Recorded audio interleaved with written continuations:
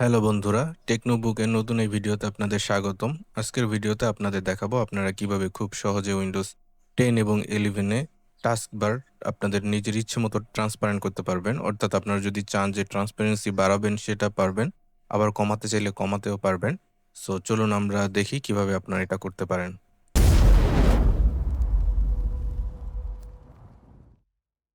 তো এটা করার জন্য আপনারা প্রথমে মাইক্রোসফট স্টোরে যাবেন। যাওয়ার পরে এখানে সার্চ বারে টাস্কবার ট্রান্সলুসেন্ট এটা দিয়ে সার্চ দিবেন। সার্চ দেওয়ার পরে দেখবেন যে এখানে অনেকগুলো অ্যাপ আসবে। এখানে আপনার প্রথম যে অ্যাপটি এখানে দেখতে পাচ্ছেন এটাকে ক্লিক করবেন। ক্লিক করার পরে এটা হচ্ছে এখানে ইনস্টল করবেন। সো আমি এটা ইনস্টল করে নিচ্ছি। ইনস্টল হওয়ার পরে আপনারা এখান থেকে এটা ওপেন করবেন।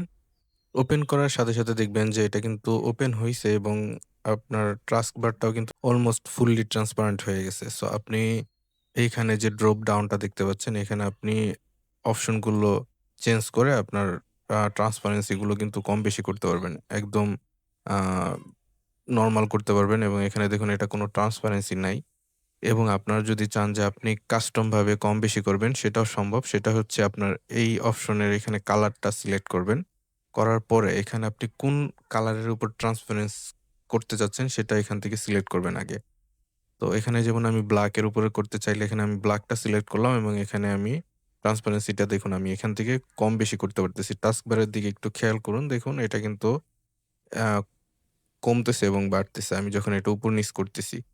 এবং আপনি যদি অন্য কালারের উপরে করতে চান তাহলে এখানে দেখুন সেকেন্ড একটা অপশন আছে। এখান থেকে আপনি সেই কালারটা সিলেক্ট করে দিতে পারেন। যেমন আমি যদি চাই যে গ্রিন কালার বা এখানে অরেঞ্জ কালারটা সিলেক্ট করলাম এবং আমি এপাশে এসে আমি এই হ্যান্ডেলারটা দিয়ে যদি এভাবে কম বেশি করি, তাহলে কিন্তু অরেঞ্জ কালারের উপরে ট্রান্সপারেন্সিটা কম বেশি হবে।